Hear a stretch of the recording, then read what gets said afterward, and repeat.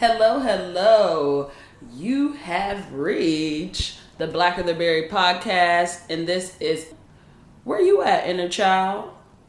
And I would like to introduce my dope guest today, Javi. Where you at, Javi? Hey, how are you? How's everything?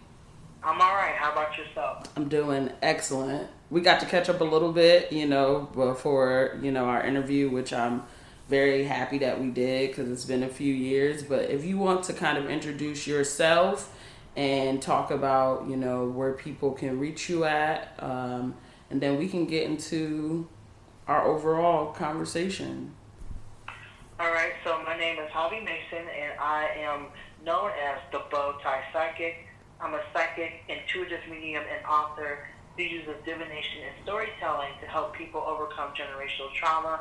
And one way I do that is by using inner child energy or tapping into inner child energy to help people heal. And so you can find me on Facebook, Instagram, Twitter, and YouTube. Word. I'm really excited to kind of have this conversation because even as a person who's still in the process of learning about kind of inner child work and tapping into that energy, and I mean, I feel like I've kind of been doing that for a long time in a lot of ways, especially with working with kids, but I'm really excited to learn more, and especially to learn more from you, because even talking about like your work with tarot, how you've been doing it since 99. I didn't even know that. So I'm just really excited to kind of learn more from you, and see where it goes. Like, yeah, and I'm hoping that all of you that are listening right now really, get some very useful information, as to what it looks like to do the inner child work and to work through generational trauma. I know those are two topics that are often spoken about online, but I think it's really dope to kind of hear someone's voice and hear them talk about it, at length. So, my first thing I want to say is like we were talking just a little bit about how we met, and how we met in a situation with a nonprofit, and the nonprofit can be named, which is AmeriCorps, which is kind of perpetuates a lot of kind of generational trauma and guilt, right, around service work. Right. Right. Yeah. And so, I mean, I think that was kind of a trying time for the both of us, and we don't have to get too in depth of it, but I just wanted to give a backstory, kind of how we met in this AmeriCorps educational program, and it was some things that went down that maybe we didn't agree with, and how that has gotten us kind of to the path that we're on now, and being definitely more intentional probably about, well, me at least, being more intentional about how I move in spaces, and how service looks and how my labor looks. Right.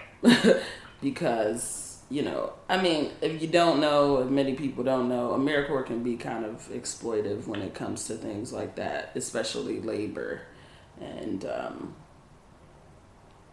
kind of, yeah. Yeah, and I'm glad that you brought that up too, because like I'm just putting this out here too that I've learned about myself in regards to how children operate, and how generational trauma operates, through different systems, especially when it comes to our education and in our social economic statuses, and how our self-worth is pretty much determined by, in the minds of people who don't know better, it's pretty much determined by how we are raised, and what type of environment that we were raised in.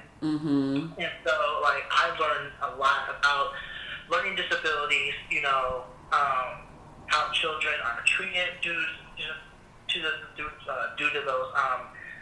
those things, and how the world, treats children, in those type of situations, especially, if they are impoverished or seen as impoverished. Exactly. So it's like that I appreciate in regards to AmeriCorps. Yes. However, I feel like a lot of the time, and we talked a little bit about this before, like because it's a government agency or organization, it doesn't take into consideration the trauma that a lot of these kids go through, and a lot of what workers go through, and what we are witnessing. And so when we are placed in a situation to put ourselves in the mind and the shoes of the children, sometimes I feel like it triggered more, a lot of our trauma and a lot of what we haven't dealt with at that time. And I felt like that was what I went through as well, because I feel like I was very sensitive, on how the children were being treated, and, sometimes and how, or certain kids rather, and how we were treated as workers, especially if, a lot of us did not have the opportunity to work on our trauma in full. Exactly. So that's definitely what I learned during that whole process. I definitely can agree with you as far as kind of what it looks like to kind of uplift that trauma-informed care, not only for the children, but of course for us, right? And especially when I'm thinking about talking about inner child work, right? Right. It's gonna, all of that, your childhood triumphs and traumas are definitely always gonna come up, especially when you're around kids. I mean, now it's been a total of 12 years that I've been working in schools at many different positions within the spaces, but I know, especially when I was in AmeriCorps and I was placed at the site that I was, like, I was not put in a classroom, but I was asked to be in a classroom with 12 to 14 teenage black girls, right? And I just remember kind of what it was foretold to me about all of these young girls was like, hey, they all have these attitudes, they all have these da-da-da-da, they feel this way, they feel that way. And, being in that classroom really showed me myself. And so that's one thing that I'm very thankful about having that experience. However it was brought to me was just, it allowed me to do a lot of self-check and a lot of inner child work, because like I really saw myself through those young women that I was working in the classroom with, and then thought to myself like, wow, how many young black women are being, these like labels of attitude and all of these things are being put on them without a full understanding and scope of like what's going on in their everyday lives. Right. Yeah. Right, and I kind of feel too like that's the case for a lot of impoverished or people or kids who are seen impoverished, especially if they are black or non-black children of color, where we, like a lot of us, we're seeing with attitude problems. They don't see a lot of the trauma, at least they don't take into consideration a lot of the generational trauma that children go through. And even though it's a lot better, than how we grew up, because at least kids have access to the internet, they have access to online support, and counseling. A lot of us who grew up in a whole different era, a whole different generation, did not have that. And so when we are working with other children, and we're working, in those type of situations, we see a lot of ourselves, especially if we haven't done our own work. We see a lot of ourselves in those children, because we were survivors. We're survivors of those stereotypes. We're very much survivors of those assumptions that yes, they have attitude problems, or they're never going to be anything because they're they're from the hood, or they're just going to be barefoot and pregnant, or they're not educated enough to understand the concepts that are in the classroom, when in actuality, there are many other factors that play into, why a child shows up the way they do. Mm-hmm. And so I feel like a lot of these institutions are doing these kids a great disservice.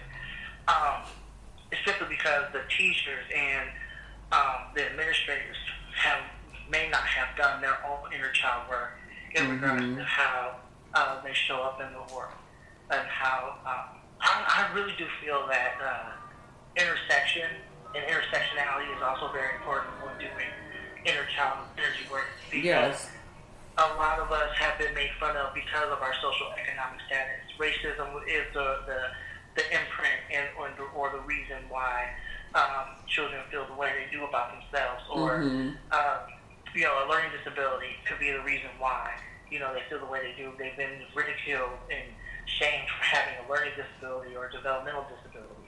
There's like religion, spirituality affiliations, could be the reason too. So there's a lot of factors that play into trauma. It's not just about sexual abuse or emotional abuse or even something that's physical. Yeah. It could definitely be political as well, or and that is to be taken into consideration when we are working with children. Exactly. And it's like, if you don't have those skills, or are not building on those skills, or not doing the work with yourself, it becomes even harder to hold space for young people when they are, processing and going through those things. I guess I want to just step back a little bit, and just even for those people who maybe haven't heard of the idea or the work around inner child work. What does inner child work mean to you, and what pushed you to get into this work? Well, inner child work is basically you working with a younger version of yourself, right?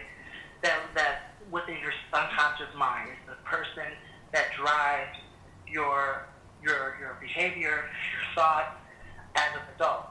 And if you don't listen to them, because to back up a little bit, when you're doing inner child work, you have to understand that as an adult, when you are not healed, it is usually because that child did not get their needs met. Okay, so there's a lot of people walking around unhealed from childhood trauma, and as a result of that, life could be a bit chaotic for them. And so for me, inner child work is about, paying attention and listening to that inner child, reparenting yourself, and learning how to nurture and honor the feelings of that little version of you that's still within you.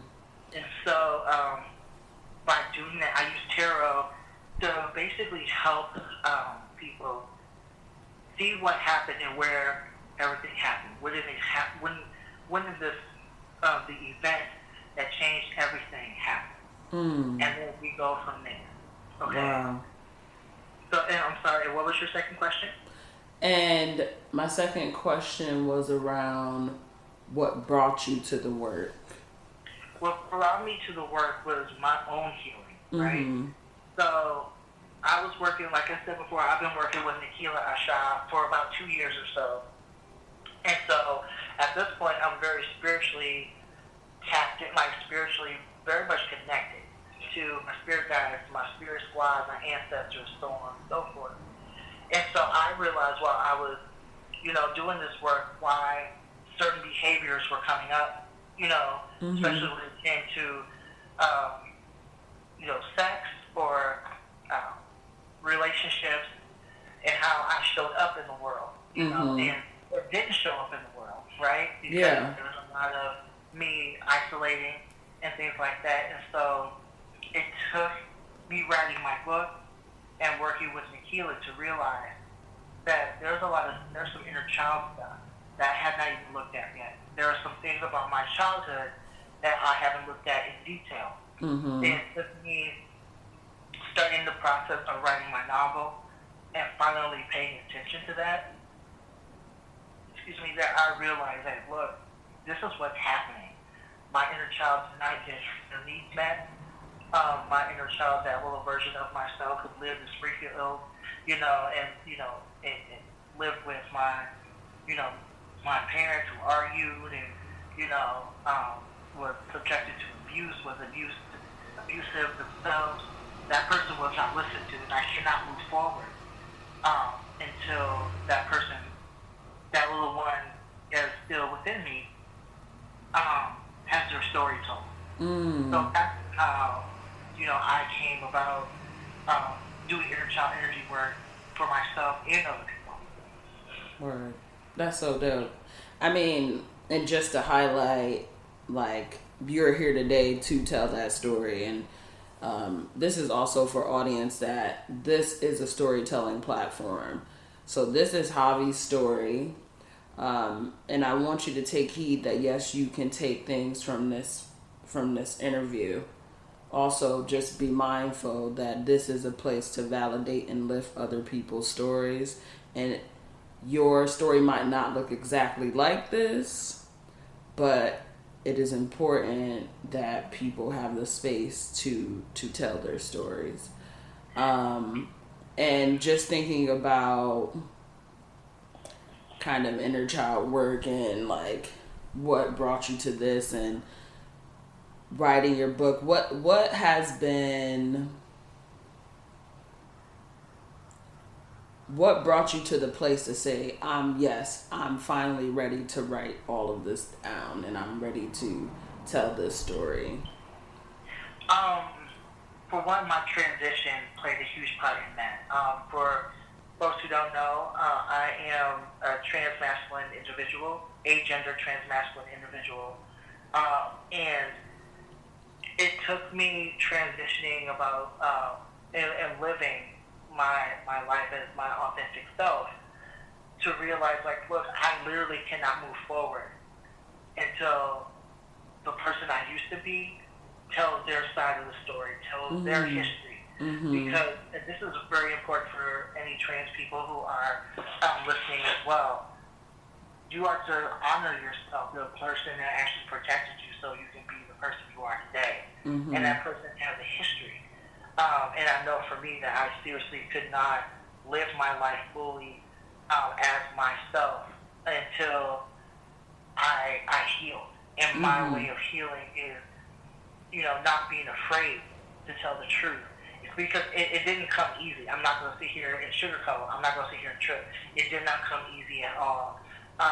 It took a lot of me not being fearful of what people thought anymore about the past, whether it be, my family or people I interacted with throughout my adulthood, my early adulthood. I had to come to terms with. It wasn't a friend of mine who's also an author. I remember her telling me, like, look, in regards to other people, she said her name is Diamond Cartel. Definitely check her out. But she said, if people really cared about what they look like, they should have showed up different. And so that's when I was like, oh, okay.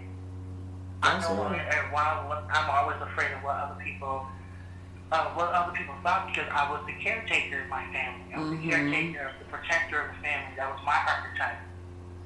And it took her saying that to realize, like, look, these people the people who hurt me, yes, they were coming from a hurt place, and they really didn't care about my well-being, as long as they got what they wanted. And so I was like, for my own sake and for my own peace of mind, I am to tell my truth, regardless of what it looks like. So that's what happened, where that came from, that feeling of, I can't keep this inside myself anymore. I can't keep this inside anymore. My story is just as important, as the people who didn't show up, in a way that was beneficial to me. Exactly. That's where I came from. Word.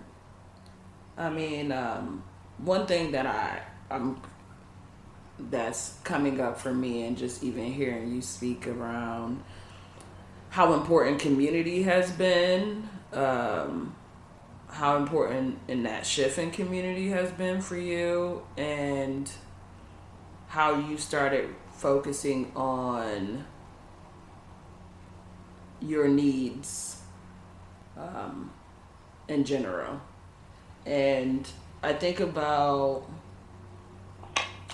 I've been doing for a few years, maybe about 6, almost 7 years, doing a lot of work in restorative justice. And it did start at that school that I was placed at when I was in AmeriCorps. It started there, the restorative justice work around looking at,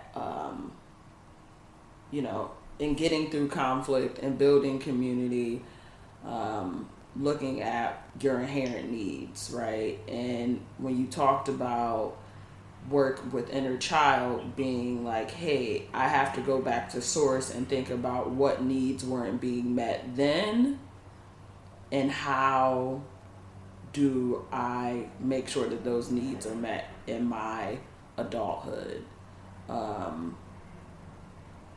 And I mean, those are just, I just wanted to uplift those things, and hearing you say them, because it's just like, I also am reaching in myself and being like, wow, like this is so real. We don't always, I guess when we're moving through those things, those words don't always come up. But then once I'm like reflecting on even my path, like thinking about, oh man, like, yeah, that all was stemmed from this inner child work that maybe I didn't have a name for, but what I was tapping into often, and what I'm tapping into often, and like, and seeing come up for me sometimes, even like this past week, in that role of caregiver. I don't know if you want to go more into detail about what was your process as far as, or what do you feel people can,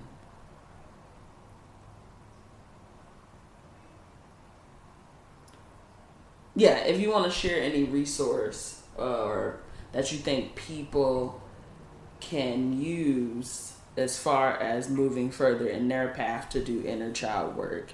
Like, you can definitely, if your book is one that you want to name, if you want to name your social medias, so that people can also continue to learn even past this interview. Nikila is a really good resource because she has inner child energy or inner child healing guided meditations, and guided meditation is extremely important to me. Writing is a resource too. Meditation is a resource that I often use. There's also this book that I am reading called Reconciliation. It's actually written by a Vietnamese Buddhist monk. And his name, if please forgive me, is Thich Nhat Hanh. Oh, yeah. Thich Nhat Hanh? Or... Yeah. Yeah. Thank you. Yeah. So I'm reading his book right now, and it's very, very informative, especially when it comes to ancestral work, and how seeing that your parents, also have inner children. They also have, and those inner children could have been raising you. And that's probably one of the reasons why they don't know or did not know how to raise,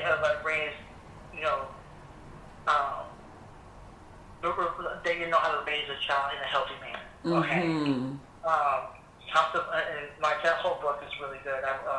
It talks about the conscious mind and unconscious mind, and how forgiveness and mindfulness is extremely important in this process. And it's incredible. This is the, you're talking about the same book, or is this another book? This is the same book. Okay. And you can actually get it on PDF if you are not able to purchase it. So Excellent. that's the resource. Instagram, they have a lot of inner child healing pages on there. The holistic psychologist is really good. Holistic psychologist. Yes, the holistic psychologist. I highly recommend them Mm-hmm. because they often talk about, what it's like to reparent yourself, how important that is to reparent yourself, and to talk to your inner child the way you would like your parent to talk to if they were healthy, right? So those are the resources that come to mind. But there are so many articles that focus on inner child energy and working with the inner child energy.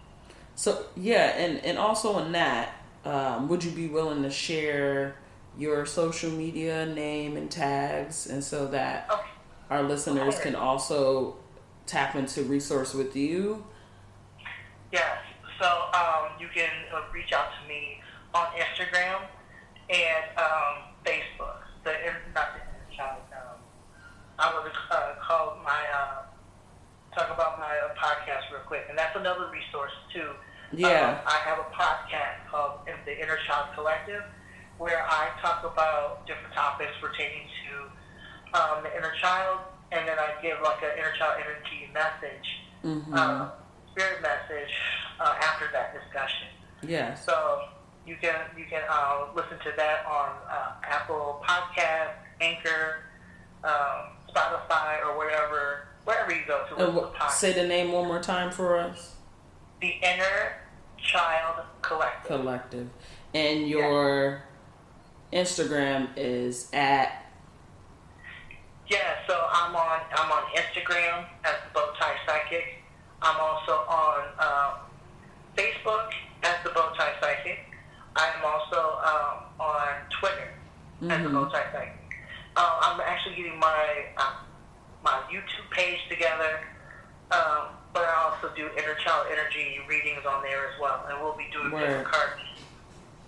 Yeah, I posted one on my Instagram that really, I always feel like whatever I run into on the internet, I was meant to see that day or for some reason. And so when you posted your IGTV and it was a reading, an inner child reading, that one in particular really resonated with me that day. I was like, wow, I really needed to hear that. And that also brings me to the next question around, how did you get started in tarot? And what has been kind of the biggest takeaways from doing tarot? So I started doing tarot in 1999, and I was doing it on and off, wasn't really taking it too seriously. And then I started working with Nikila Asha, and while I was doing my own healing, realized that I still had that relationship with tarot and tarot cards and that sort of divination. And so I started working. That was in 2016, and I started working with tarot cards. And as far as it being used for inner child energy work, that didn't really start until maybe a month ago, where I was like, I can really tell a story with these. Mm-hmm. I can really tell, and Spirit basically told me that is what I am to be doing to help people reparent and heal using inner child energy work, mm-hmm. and using tarot to do so. So I've been doing that, and everything started to fall into place, especially at the beginning of January.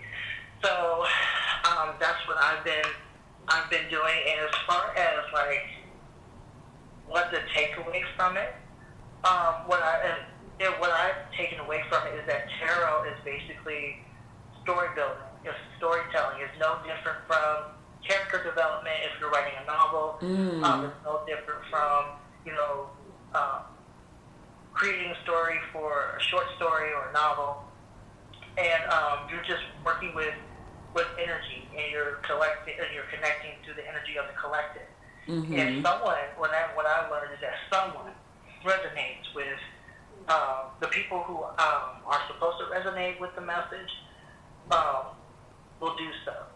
And it's just to me, tarot is an extremely powerful tool, simply because of that. It's a way to tell a story. It's a way to get answers behind the story. It's another way to help a person realize why and what on an unconscious level they do what they do and what drives them.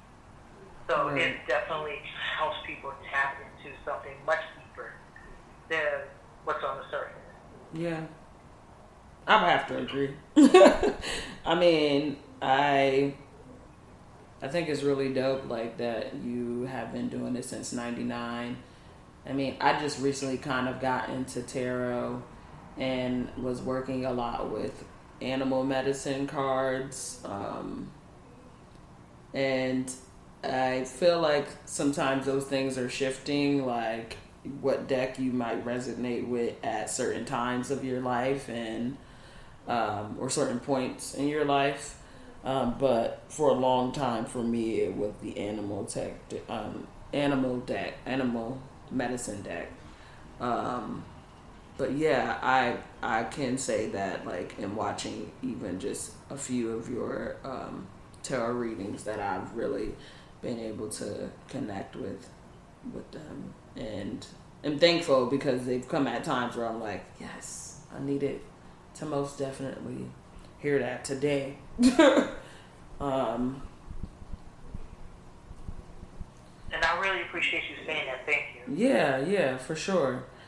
And that was also part of the reason, because we had talked a little bit earlier in the, like last year, kind of about you coming on here and talking about these very things. And I'm happy that we finally are getting to this, because I feel that a lot of this information is going to touch a lot of people, and people who really need to hear it. And maybe they haven't even thought about this being kind of an avenue for them to kind of process or sift through. And so I'm thankful that you're with us today, for sure. Well, thank you for having me here on the show. I really appreciate it. And you're right. You know what I mean? Like, I think a lot of people are looking for, childhood, that they're looking for, like, inner child work. You know what I mean? Just simply because and this is how I feel about it. I feel like people are, at least, in the year 2020, people are starting to realize that in order for them to understand themselves fully, they are to look back at where it all started. And inner child energy work can actually help you do that. And if we're really going to, like, make it more rich, as far as, like, the work itself, you're not just working with your inner child, you're definitely working with other parts of yourself as well. Because trauma is in our DNA. Everything that happened to us, every imprint, that affected us in some way, shape, or form, any event that left an imprint, on us, is in our DNA. It's like a tattoo, an energetic tattoo that only we can see and feel, but it affects us in how we view the world. And so by doing that work and starting with the inner child, people start to realize that, look, you can still nurture and reparent yourself, but you can energetically take yourself out of that situation. You can actually energetically remove that energetic tattoo, that's the imprint. That means you don't have to stay there in your inner child, your whatever inner self that you tap into. They don't have to stay in that situation either. And I feel like people are tired of sitting in their own powerlessness. So as a result of that, this work, instead of doing this work, will help them realize that your story is just that. It's your story. It defines who you are. It doesn't define how you think either. Mm-hmm. And you can literally change your perception of the world for your own inner peace, while doing this work. Word. I mean, this is making me like kind of reflect on ways that I've like tapped into my inner child, and I would definitely have to say that working with young people has been what has truly shown me so much about myself. And I think like because I see not every single person should be working with kids, right? We know this to be true, but I think sometimes once we get to adulthood, we kind of feel like we don't ever need to do even childlike things, like how important play is, how important all of the things that you did as a child, how important it is to be curious, how important it is to have an imagination, and in suppressing a lot of those things, right? How we become exactly sometimes who we didn't want to be. And I mean, and being around kids, I feel like it honestly encourages me to keep all of those things up. And it encourages me to be like, hey, where's little Shay Shay at? Like, what she would be doing right now? How would she think about this situation? How would she react in this situation? What is a playful way that I can approach something that might not always be, I might not always agree with, right? And that realizing like things will happen and things that you don't want to happen will happen sometimes, but like how can you tap in and be like, hey, like it's okay, and like how can we move through this? Because as a kid, like I feel like you were always encouraged to a lot of people were encouraged, and we were encouraged in schools to kind of ask for help, right? And then we become adults, and it's like, don't ever ask nobody for nothing. And it's like, you kind of need a community to get this far, even if the first type of community you have, even if that was toxic, right? You found community somewhere else. So that needs to be applied in your adulthood too. Like that you need to find community that can hold space for you, and that you can hold space for them too, right? And it's kind of something just naturally you see happen with kids too. Like I would really like to see more people stand up and lift up young people, and I think that then they can do that for themselves. You know what I mean? Like, because I feel like so much of our society does not really uplift and empower young people. This is why adult people find it so hard to uplift and empower their inner child. They think it's something to be ignored. And I kind of feel too like we tend to forget that children, they are very like their form of play is very spiritual. Their form of play is very much about tapping into their imagination and not really caring about what the world is thinking. It's only the adults around them or whatever environment they are all in that makes this child realize, like, look, something's not right. You know what I mean? Like, they get those messages from the people around them, you know what I mean, in the environment that they live in. So, and then on top of that, when you're going through any sort of trauma, you grow up very quickly. And so there are kids out here, whether they're in the 4th grade, 5th grade, or whatnot, they have to grow up very fast, and their childhood is gone. And I feel like inner child energy and working with children will help you realize, like, look, it's okay for you to play, and it's okay for other children to have a childhood. Like, when you repair yourself and heal yourself, you don't see yourself as far as the trauma, in other kids.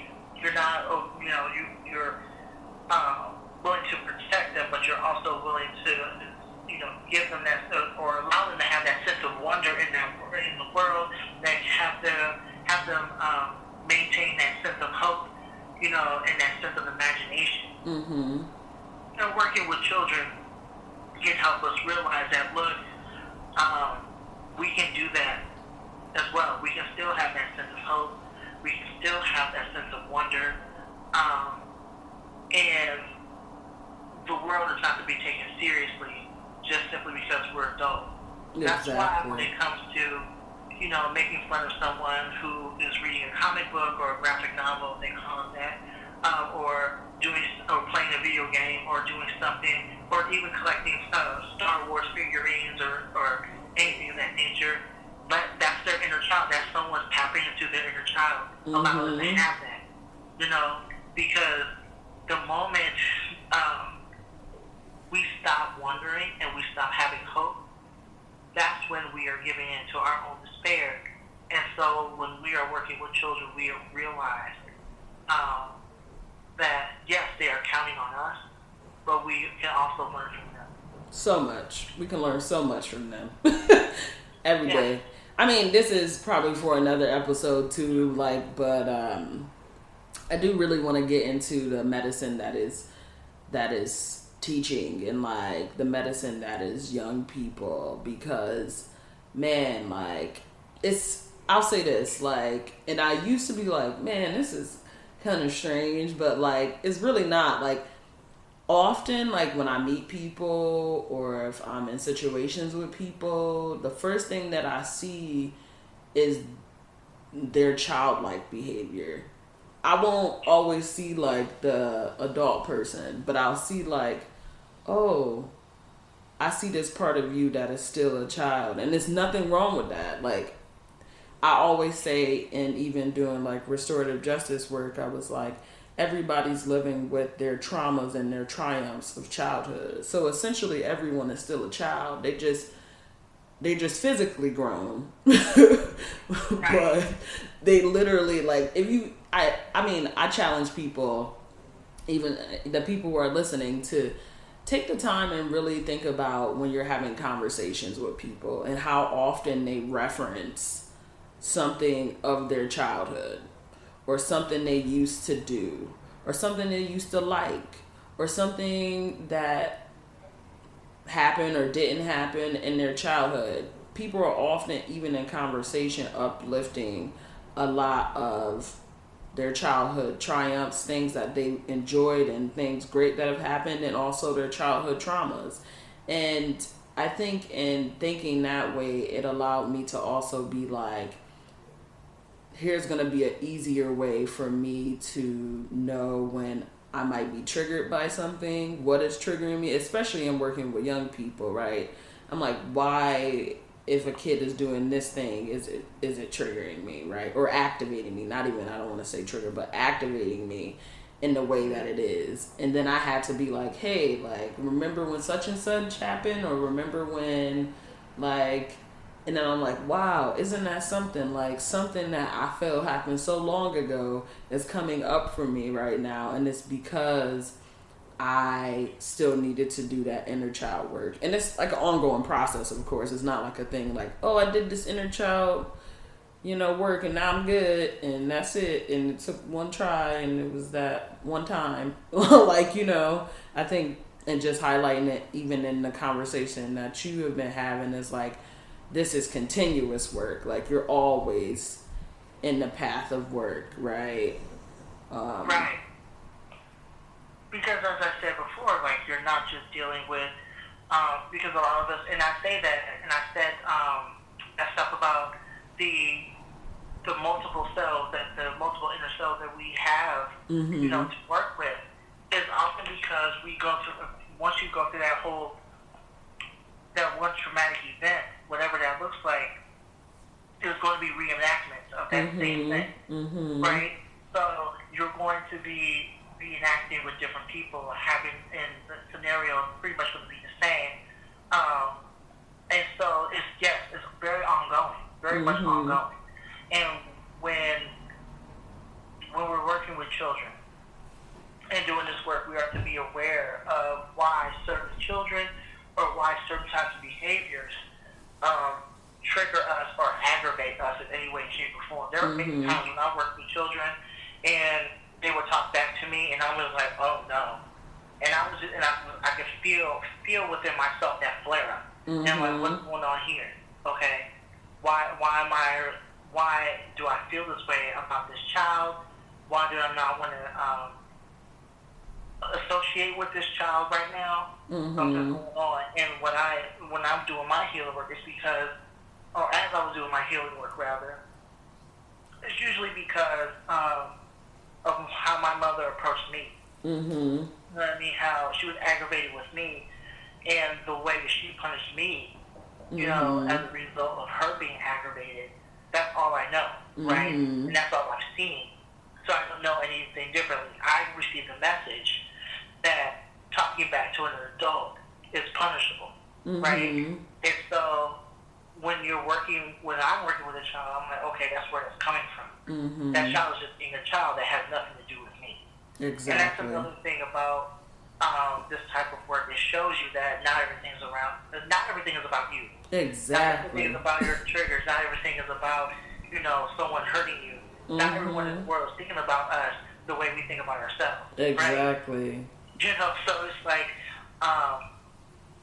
it shows us that, look, once we start to heal and once we start to realize that we are all interconnected, and we are all, you know, in this together in regards to, like, our healing. That's when we start to realize, like, look, this child may be hurting, this child may be aggravated. We start to see things, other perspectives outside of our own. Exactly. Okay? Yes.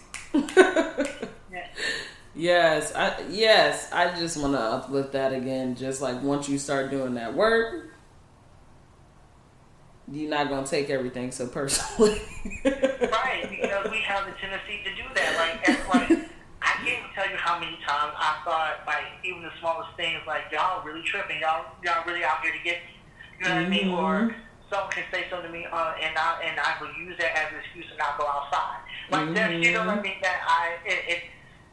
That's when we are walking around unhealed, and we're walking around as if the world is a messed up place, and against us, we're not living our authentic selves. We're not living authentic. You know, because we really are thinking that because we're so used to those reenactments, you know, based on our childhood stuff, we automatically assume that everything, you know, every person, place, or situation is going to show up, you know, the way our abusers did, or the way our perpetrators have done, or have shown up. So we act as if it's as if we expect it. You know, we expect that type of stuff to happen to us. And so now we're walking around thinking that we're you know, in protective mode.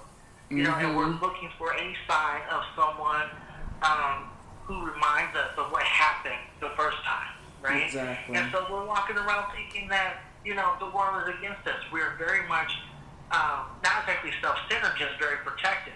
And the world is as if we center our trauma. You know, we center it. But when you start doing the healing work and you realize that not everything is about how people treated us, it's not about us, then we start to look at the world differently. We start to look at people differently.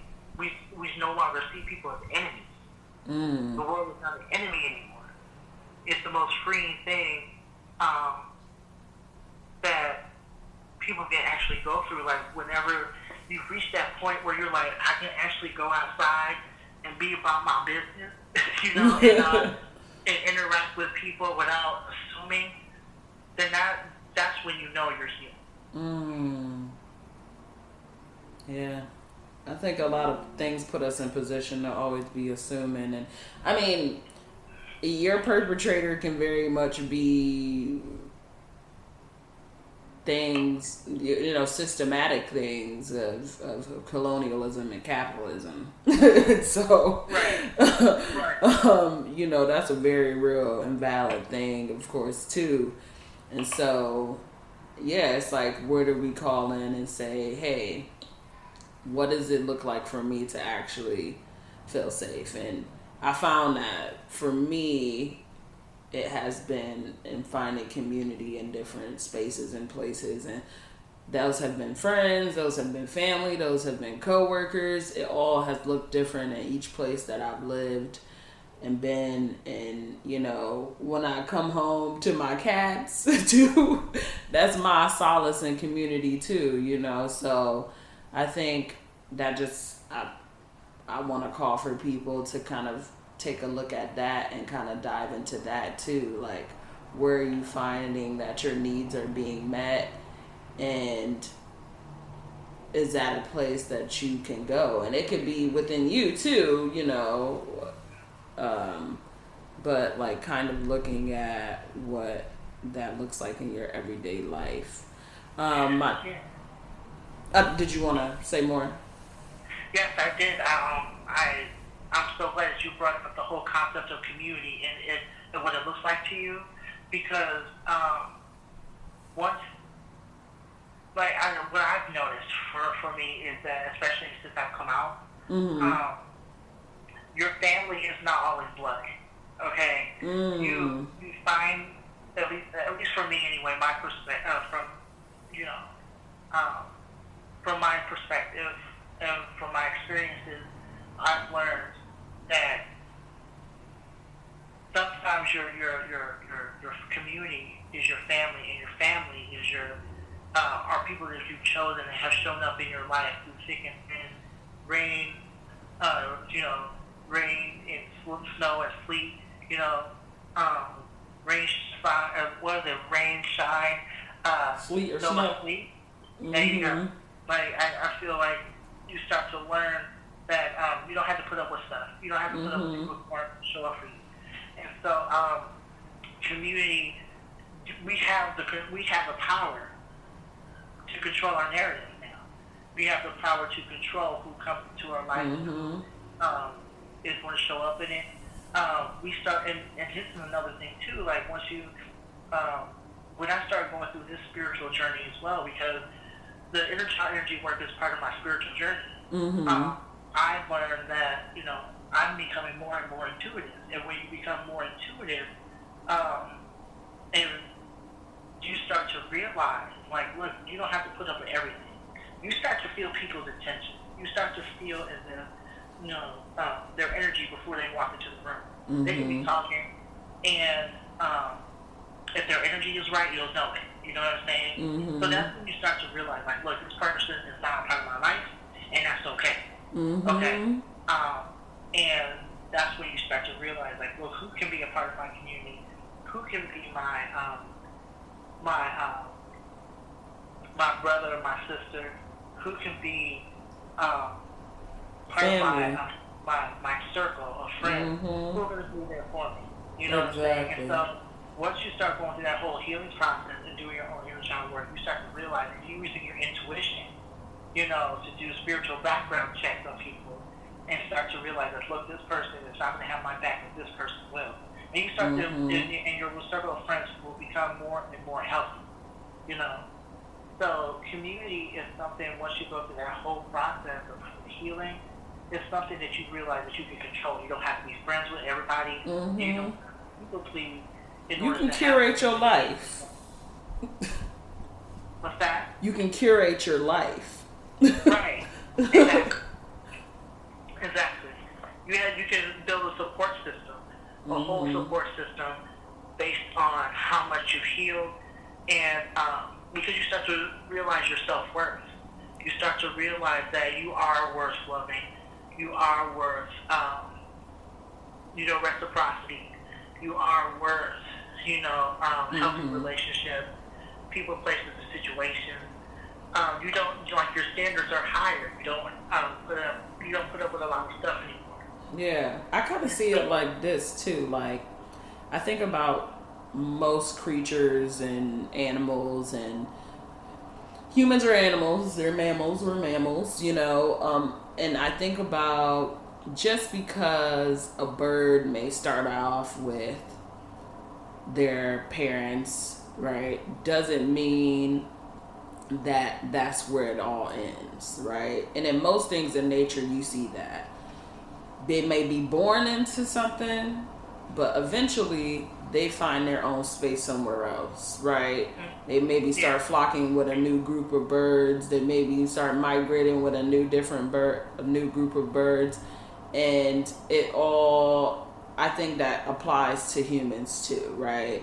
I think we are born into the families that we are, right? And then our path takes us and can take us somewhere else. And so I think trying to hold on to things that are not for you essentially puts you in more danger Right. as opposed to allowing yourself to flourish in spaces that really uplift, empower, and hold you accountable in ways that are going to be helpful to your overall growth. If a bird stayed with their parents their whole life, they would not grow in the same way. They would be essentially in danger, right? Because they would be absolutely codependent on their parental and the family that they were born into, which is not the purpose. Like, the purpose is that you're taught or you have instinct and you have intuition, and that you go off and you create the family, the friends, the space that you see is just for you. Like, and if we, it's just like I do, and I guess that's where like I tap into a lot of animal medicine stuff, where it's like I look at, what essentially is working in nature, and say like, yes, I was born into all of this mechanistic industrial kind of life, right? For many reasons, but that doesn't mean that I can't tap into what animal medicine looks like, what nature is teaching us on a daily basis, even in urban spaces. I think we get a lot of slack for people who live in urban spaces that we can't connect to nature. And I don't find that to be true. I connect it in a way that highlights exactly what you're saying. Like, hey, like, this baby pigeon would never survive if it stayed with its parents this whole time. It would never happen. So I definitely take that overall from this conversation, but overall, like, essentially that we are getting to a place where we we establish and make the call on what is our best selves. Right. Um, and so, I mean, I guess my last question for you would be, why do you feel like this topic, the topic of inner child work, is so important to our overall community? Or you can talk about specific communities that you see this being very important for. Um, but yeah, that's essentially my last question. I feel that regardless of what community you're a part of, it can work, but I feel like it will especially work for those who are marginalized, because we are the ones who are struggling in this world. We're the ones suffering. We are the ones dying. We are the ones who are most affected by the industrial complexes that are set in place. So Mm-hmm. I feel like inner child energy work is very important for us marginalized people, Mm-hmm. because we are to see our strength. We are to see that if we are putting ourselves in a position to heal, once we start healing, we will see our own power. And when we see our own power, we're not swayed by the world. I feel like the only way to end suffering. I Mm-hmm. feel like one of the ways we can end our own suffering is seeing our own divinity. And when we see our own divinity, we can see that of our neighbors.